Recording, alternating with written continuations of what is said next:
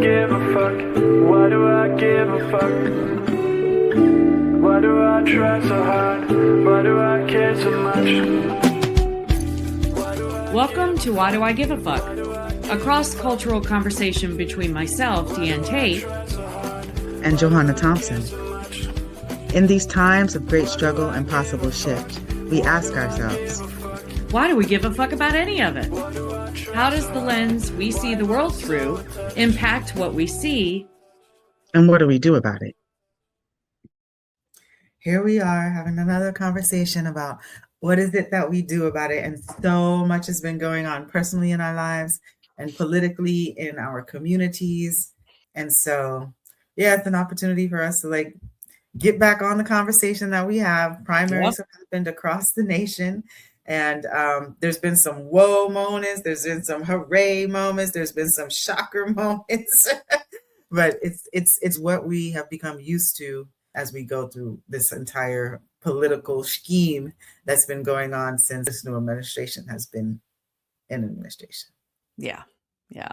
I love listening to our intro because at the end of it, your voice always just resonates with me when you say, and what are we going to do about it? Because what are we going to do about it? What are we going to do about it? Conversation. It's like, it's becoming so much more laborious, to think about what are the ways that we can have an impact. I know primaries happened and I'm in California, so I was remiss about being able to meet the deadline to have a vote by mail because I thought that I would be back in Florida. And I'm curious as to how many people were disenfranchised in some way. Like mine was like a self-created obstacle to being able to vote. Mine too. Just because I wasn't, I was prepared to be back in Florida. I typically, even wherever I'm at, typically fly in, but because of the extraneous circumstances that I'm in, I wasn't able to get back to Florida, and I missed the July 6th deadline to be able to vote in our August 18th primaries. And I wanted to because there were some really strong races that I wanted to make sure that I participated in. And I heard that you kind of had the same thing going on with you. Oh my God. Your story is so much better than mine. Because I have voted now here in Connecticut for, I think this is my 6th year. And I was a registered Democrat all of those times. And last year, I changed my affiliation to independent. And I had kind of forgotten that I had done that. And because I had voted in previous years, it didn't occur to me, or I knew and I forgot that Connecticut is a closed primary state. And so I get on my primary day and I'm all excited. I'm going to go vote. And I've got my Black Voters Matter shirt on. I always have to pick the right shirt, Yeah. Gotta send the right message. You got to have the right pins on, and I'm all dressed and ready to go. And a lot of times when I walk into election, and maybe this is after so many years of being in South Carolina, when I walk into an election, a polling place, it almost feels like I almost feel like I'm going in there trying to see who is going to give me side eye or say something nasty. Okay. Because South Carolina, the polling places could be very much like that, especially for someone that might be wearing a shirt or something that expresses a progressive mindset. And so I always feel like I'm a little bowed up, and I'm walking in there like, come on, mess with me. I dare you. So I get all the way in there and I hand them my ID. And she looks for my name and she looks for my address, and I'm not on the list. And you're not voting today, baby. No, she's like, "Are you a Democrat?" And I said, "Oh my God, I had totally forgotten that I had changed my affiliation to independent." And so I pivoted, turned my little sweet butt around, and walked right out. And the people that were outside that had given me this whole spiel about somebody that was running for a probate officer, I came back out and she was like, "Well, that was quick." I said, "Yeah, I don't get to vote, and I'm not a registered Democrat." So that was a little bit of a moment of egg on my face. For sure. Well, egg on your face, but then also just a reminder about the different states and people being reminded that there are closed primaries and then there's open primaries, and then also helping folks to understand the distinction by that. When we talk about a closed primary, Florida is one of the states that also has a closed primary, meaning that they only allow you to vote in the election if you have registered yourself as either a Republican or a Democrat. And that's just for the primaries. It's not for the general election that's coming up in November. But this is like for the primaries, it is an expectation that people make a decision about choosing either party, either the Republican or the Democratic Party, because there's independent parties, as Deanne was registered as, there's non-party affiliates, there's libertarians, there's Green Party. So you can have all of those associations as an American voter, as a US voter.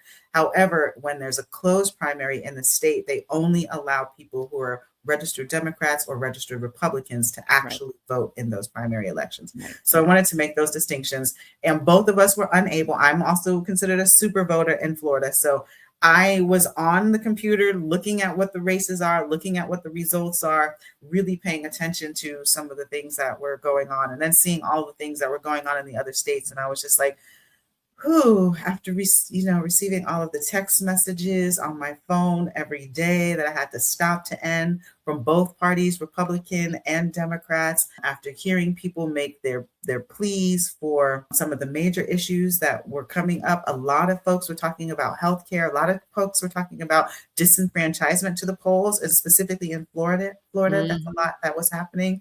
A lot of folks are talking about the cost of living and gas prices, making stuff affordable. What else were some of the major themes that we were hearing?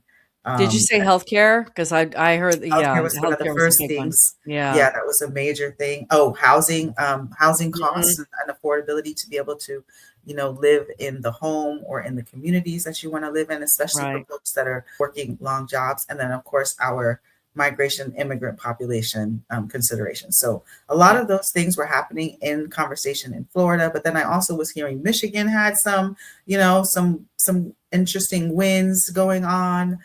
I heard, what's going on in South Carolina. We're trying to identify, who should be in representation versus who is appointed versus who has had a long history of working in politics and legislation and policy. And so it's been a very exhausting primary season, a very exhausting election season to me. And one of the things that I was dealing with in that is, how do we get through, like, not be adverse to the conflict or adverse to all of the energy that goes into thinking about what our local politics are going to look like and what the impact of that is going to look like for us as a nation going forward, because we have some major issues going on. We have wars, we have genocides, we have people not being able to meet their needs in a major way. And so that is a huge concern. One of the things that I wanted to ask you, since we're having this conversation, is what was the reason for the decision to switch from the Democratic Party to independent, and then kind of like forgetting about that designation and causing an inability to be able to vote in the primaries? I mean, in the grand scheme of things, it was probably a bit of a temper tantrum, I would say. I mean, I am no longer, I used to be one of those vote blue no matter who people, and I have definitely been on a journey of unpacking that undying and unfettered affiliation and support for the Dems, because I've been just opening my eyes to the decisions that they make over and over and over again, that I think I've said on this podcast before that I really see them, Dems and Republicans, as two sides of the same coin. We have a two-party system for a reason, and both parties uphold the maintenance of that two-party system because it serves them. It's really just about the power class. It's not about, I used to think that there was such a big difference between a Democrat and Republican. Yeah, I used to think that Democrats were all about people and diversity and equity and human rights and access to healthcare and all of the things, and that Republicans weren't. And I really don't see that as this in the same way as I used to. So it really was probably more of a had I realized that Connecticut was a closed primary, would I have done it? Probably not, because I feel like it's important, as pissy as it makes me to think that, we have states in this country that have closed primaries that don't enable people that don't necessarily subscribe to one party or the other makes it impossible for them to vote during the primaries, as you were just saying. And so that pisses me off. And I want to rail against that. But if you want to participate, you gotta play the game on some level. So yeah, probably switching. If I had an easy answer to that, I switched because I was pissed. I didn't want to be an affiliated Democrat anymore. And it would have been really nice when I was online and changing my affiliation that there would have been a little pop-up window that said, "Hey, you live in Connecticut, and if you're not one of these party affiliates, you aren't going to be able to vote in the primaries. If you're okay with that, click this box." That would have If been folks wanted to nice. make it easy to accept and Hmm. count all votes, then Yeah. those type of things would be available for sure. Yeah, yeah. So it's just to me, it's just another example of how this country wants to make it as difficult as possible. And I know to a lot of people listening, I'm probably speaking to the choir, but wants to make it as difficult as possible for people to vote. It is not a country that, and it doesn't matter which party you belong to, I believe, this is my opinion, that they don't want you to vote because it's so much more easier to get what they want or to maintain the power that they want to maintain Power when structures, people are not allowed to vote. So yeah. That's that's why my this PSA. conversation, yeah, that's why this conversation always comes up about voter disenfranchisement and how do we engage people more civically. And there's such a narrative that happens in the United States where people are like not wanting to go and vote because they don't think that their vote is going to count Right, anyway. right.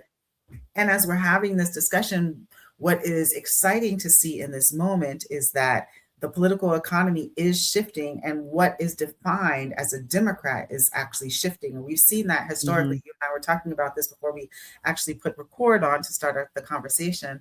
Like how over historically we can look at how party ideology has shifted. And right now, Mhm. I asked you that question about why you switched out of being a Democrat. I have always been registered as a Democrat and I've kept it there.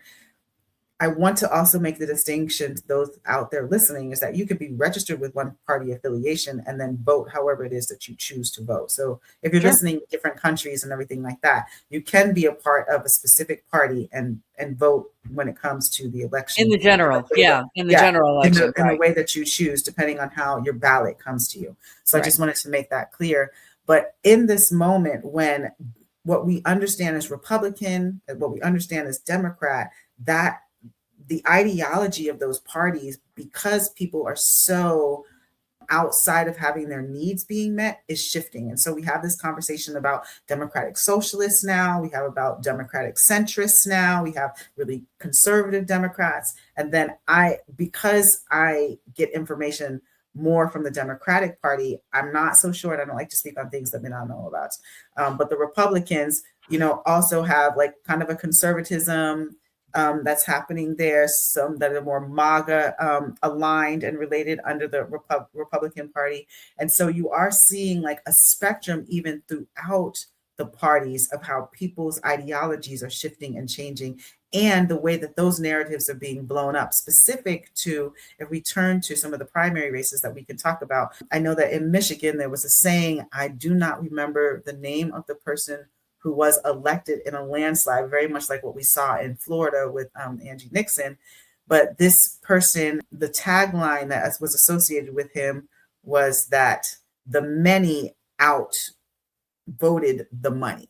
And that is Yeah, a big central conversation that's been happening where the many and people are standing up against the establishment and the administration that exists right now in representation to say the policies that are being pushed forward are policies that we don't agree with, regardless of what party affiliation there is. I mean, in Florida and in the closed states, the only ways that you're able to see that represented, is both people that are registered as either Democrats or Republicans, right. but the larger sentiment of folks that even people who didn't get to vote in closed primaries, most U.S. citizens at this stage of the game are saying that we are not in alignment with the way that our administration, that our local government is being run, and our needs are not being met for affordability, for healthcare, Mhm. for our educational systems, and just for our ability to sustain and to thrive in the United States in this moment. And so we're seeing that reflected through the elections. Yeah, I think you're talking about, and we spoke about him on a previous episode, Dr. Abdul El Sayed. Thank you. Yes, yes. Yeah, who won the Michigan primary for US Senate. And so that was an amazing, and it was a landslide, and he was greatly outspent, especially by AIPAC, which is the political lobby for Israel. Hmm.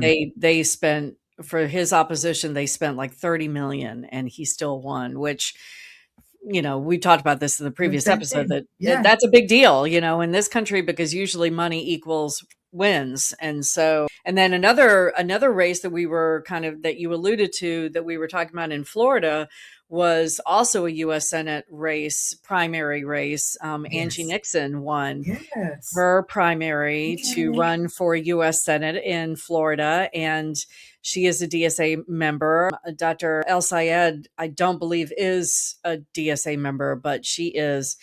And I was just drawing that comparison, but she won against Alexander Vindman, who folks might remember, he and his twin brother kind of came into notoriety and awareness back in Trump's first impeachment. I believe it was his brother that testified against Trump in the first impeachment trial. And so that's where the Vindmans kind of came into at least my awareness, and I think many others across the country. And he greatly outspent her. I mean, he has millions and millions and millions of dollars in his coffers. Let me say, he didn't outspend her. I think what I'm hearing is that he didn't spend a lot of money Money. in the primary because he didn't think she was going to win.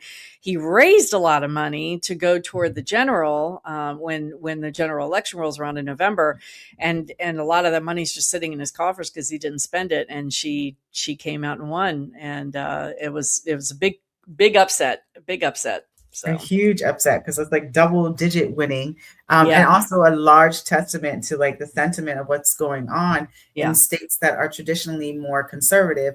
And naming that she's a Black woman running for yes, Senate, that I want to also speak into the narrative building. She is a DSA member. I looked up how long she's been a member. She has been a member for a year, but she's also been serving in her political position since 2020. So she's yes. been, doing the work in Florida for the last 6 years Hmm. and just joining DSA. But what we're seeing is a narrative being built about like this kind of, socialist Democrat that is coming into power across the states. We're seeing middle America. Now we're seeing it happening in the South and other representatives. And so having like the political arm talk about socialism as it is, in a language that you use, a boogeyman. I didn't want to associate that specifically with Angie Nixon, but I do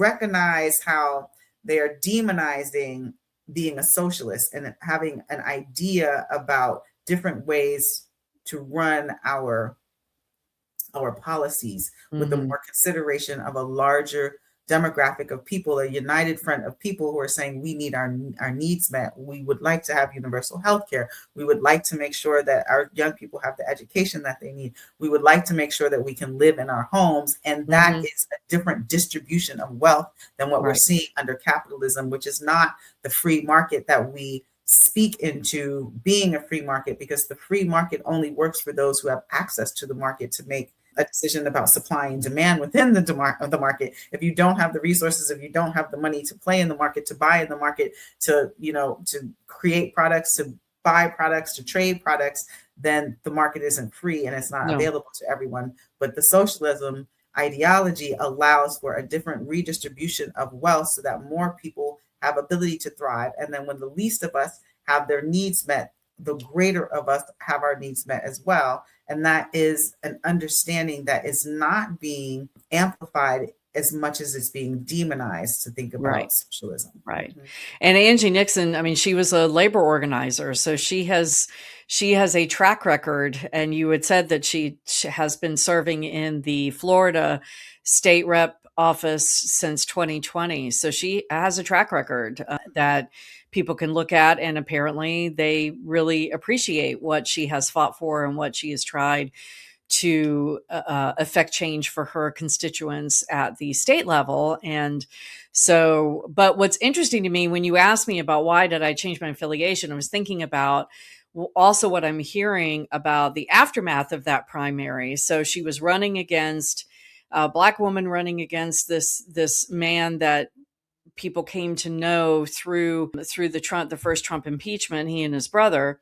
And he is conservative Dem. He is Democratic establishment. He had the backing of the establishment, Democratic establishment in Florida, and he's got all of this money in his coffers. And the questions that I'm seeing kind of rolling around is, okay, Angie won the primary fair and square, by very, very respectable numbers, and so what are the Dems? What is the Democratic establishment going to do? Are they going to take the money that Alexander Vidman had in his coffers that he did not spend and put that towards Angie Nixon? Because bottom line is, don't we want the Democrat to win in that Senate seat?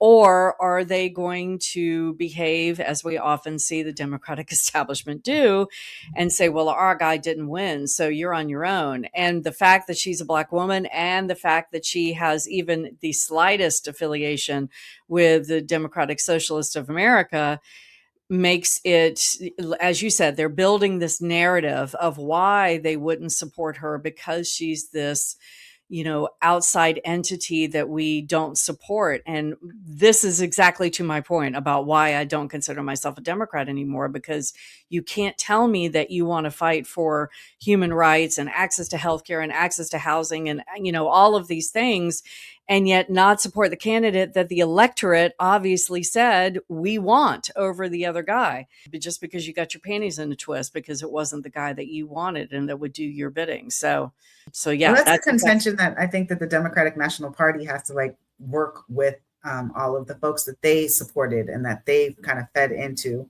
in the different local races that have occurred. Because we do know, I'm even thinking about in Florida, the race for governor, and David Jolly being the Democratic nominee that was identified through the Democratic National Party. And we also are recognizing from David Jolly that he was a Republican at first. He spent some time as an independent, and then he declared about 24 months before the Florida primary that he was a Democrat. I listened to his acceptance speech, and I was really alarmed, kind of knowing what the roots of his political ideology was, which is based in, the Republican Party. And he named that. He's like, I have not forgotten my roots. I have not forgotten where I've come from. And I'm he's always been very vocal about that. Yeah. Yeah. And and there's, when I hear certain language, dog whistle language, like somebody like a David Jolly saying my brother, or when I was listening to the debate with Darlene Graham and Mr. Ralph Norman, my brother, my sister, my brother, my sister, that is language that I understand in camaraderie. And if that type of camaraderie is a camaraderie that's rooted in Republican ideals that are conservative and that are not inclusive of folks, regardless of being named the Democratic nominee, if you're in your acceptance speech saying that you're aligned with the roots of where you came from, and you have not forgotten that, and you are looking forward to work with your brothers and sisters, it brings me back to what we understand of Project 2025, where they're saying that they are going to, the administration has a strategy of folks that are rooted in Republican ideology being planted in Democratic parties, so that then the ideology can be shifted towards a more conservative understanding and be then juxtaposed against a more, what we're calling, radical Democratic ideology in folks that align with DSA priorities and priorities that are more inclusive of a larger demographic of the US population. What's interesting in hearing you lay that out, what occurs to me is, and this is raw thought, but I'm seeing a similarity between, so David Jolly came into my awareness years ago. He was on the MSNBC back when I used to watch it pretty regularly. And that was one of his that was always the introduction was he used to be a Republican. He's not anymore. He was one of the founding members of this organization called the Lincoln Project. And the narrative that they were pushing out was that a kindler, gentler return to what the Republican Party of Lincoln, because remember, the Republican Party of Lincoln is not the Republican Party of today, or at today. least is at least the narrative of those parties are not the same. There might be arguments to be made that it hasn't changed, but back in Not only the narrative, the demographic of those parties have also switched. Right. Because back in Lincoln's day, when he was a Republican, and many people may know this but may not, is that the Democratic Party they called themselves the Dixiecrats, and they were, if you were to look at the ideology of the current Republican Party and look at the ideology of the Dixiecrats, they were one and the same. They were separatist, white nationalism, white supremacy all day long, segregation now, segregation forever. That was what the Dixiecrats were into. And the Republicans were let's all get along. Can we, let's work together, equality, and all of those things. I don't think obviously the language that we use now that talks about DEI and talks about diversity and inclusion didn't exist. So didn't exist at all. They didn't use those terms, and I don't know if they would have had the terms existed, but it did flop. And that's where, if you hear the narrative of that, it wasn't the Republicans that started the MAGA movement, it was the Democrats. That's where that trope comes from, because the Democrats used to be of that ideological ilk. And then in the 60s with the Civil Rights Act, the Dixiecrats actually what's the word?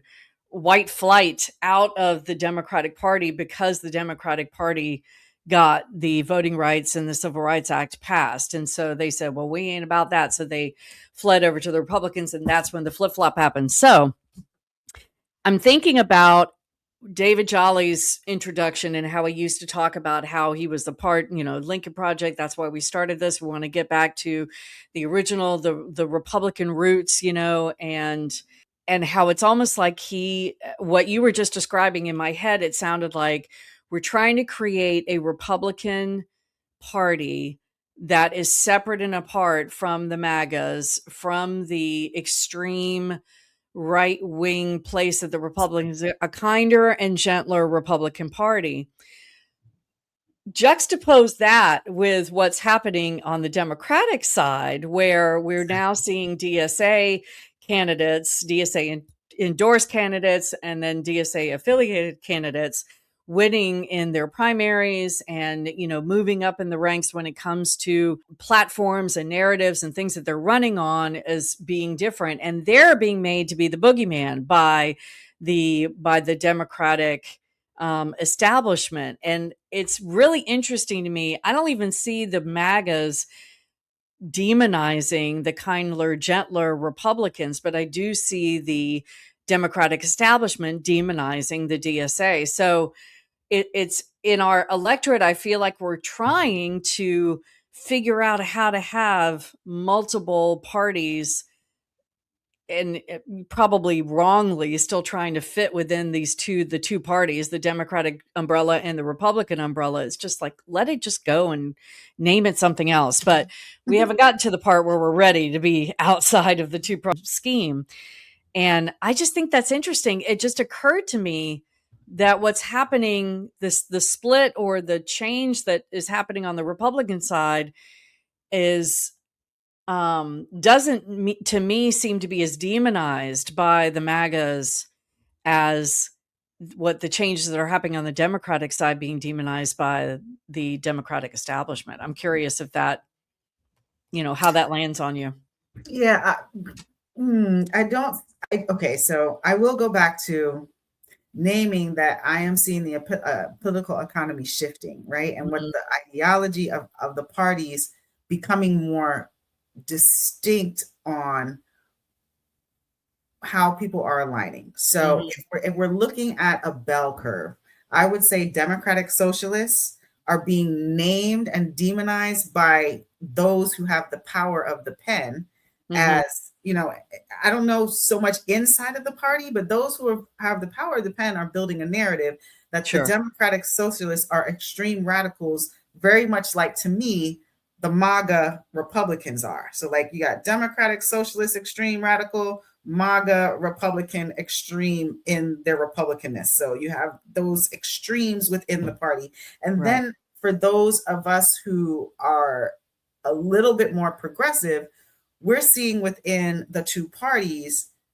this Republican conservatism and Democratic conservatism kind of in bed together, really under Mhm. Citizens United and under corporate funding or PACT funding into the Genocide larger supporting. establishment of Yes. the party, which is what you were speaking about into the Vidman's thought, or David Chali being Yeah. the National Democratic nominee and where people are putting their energies into. The Republicans and the Democrats in the more middle of the lane conservatism are developing an ideology that matches, regardless of the fact that them naming themselves Republican or Doesn't Democrat. matter. They're You'll just get the in the bed. same. And those are the folks that exist right now in representation. And Right. so as we're seeing this new primary happen and we're seeing the new elections, we're seeing the folks that might be aligned or narrative built to be affiliated with what is being named as the more radical or progressive ideologies of each of the parties. That's the way that my brain is seeing like this political economy shifting and where people are aligning. I hate using this language, but this is the language of the time. So are you the more radical in your party or more progressive in your party? Then you are sitting on the outstreams. Are you the more conservative? Then you are in this interwoven dance of capitalism. It really comes back It down to really does. the economy. It's like where are you aligning with your support? A lot of the support we're seeing and in the larger establishments, and a lot of this money is coming from folks who represent and support Israel. And that's just real when we're looking at the numbers. Who is in support of the US's aggression Yeah. outside of US territory on the world? Are you conservative with that? Are you aligned and in bed with that? And or are you in these extremes of like focusing on the needs of people in the US, which is the way that I'm experiencing the more progressive Democrats that are being named socialists? Or are you in this supremacy ideology that I'm experiencing out of the MAGAs? And Yeah. so that's what I'm seeing happening. And I'm curious to see as we move forward into, the more general election season, how that partitions out across the states with the different ideologies. The South, I imagine we're going to see, and I'm saying I imagine this, but we are seeing that in the South, we're seeing that in the Midwest, more progressive people who are meeting the needs of the larger community of people whose needs are not being met, or who are getting support. Yeah, and I guess in summary, I suppose the thing that is I think super important and imperative for people as we are, because the primaries are almost over. There is a runoff that's happening in South Carolina for Lindsey Graham's Republican primary space, because the primary happened on August 11th, and his sister, Lindsey Graham's sister, Darlene Graham, who was appointed into his seat after he died, she had to By go the through the administration. yeah, she had to go through the primary process, and if you don't, I don't know if this is the case outside of South Carolina, but I do know in North Carolina, if you don't get at least 50%, if nobody gets at least 50% of the vote, then there's a runoff of the top two vote getters. So Darlene Graham and Ralph Norman neither one of them got 50%. He didn't get anywhere close. I think she was in the 30s, but they have to go through a runoff. So the runoff is happening right now for anybody that might be listening in South Carolina. Early voting is already open. Find out where you can go early vote if you let's see, South Carolina is not a closed primary. You can only vote in one primary or the other. So if you already voted in the Democratic primary, they're not going to let you vote in the Republican primary. But if you didn't vote in the earlier primary, you can vote in this one. So anyway, so just a plug for people to go and vote. But Be civically engaged. It does matter. It yes, matters. it does Critical at matter. this It point. does matter, especially in states like South Carolina, if you want to try to see change happen. But And especially because our democracy is being eroded. So more people not participating in the It ways that is. we can participate in our Yeah. democracy, the more that they Yeah. believe that it doesn't matter to us. Oh, I know what my point was. Okay.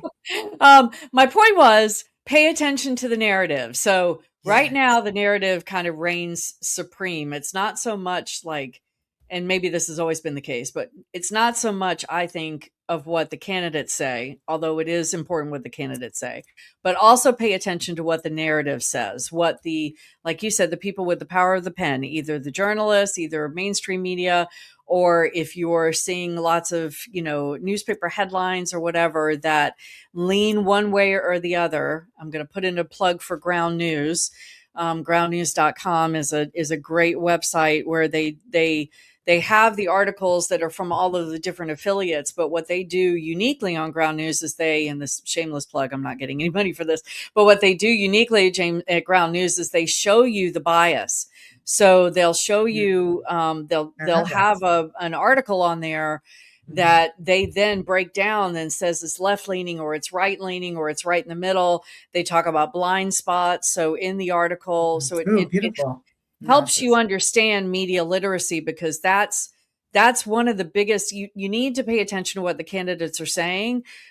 And we know we get bombarded by television ads and articles in the newspaper and things online that are trying to get us to pay attention to what they want the narrative for us to buy, not the actual person. So that's just my shameless plug in terms of really, as we move out of the primary season and we head into the general election in November, it is imperative that we pay attention to not just what the candidates are saying, but what the narrative is about those candidates, and consider the source.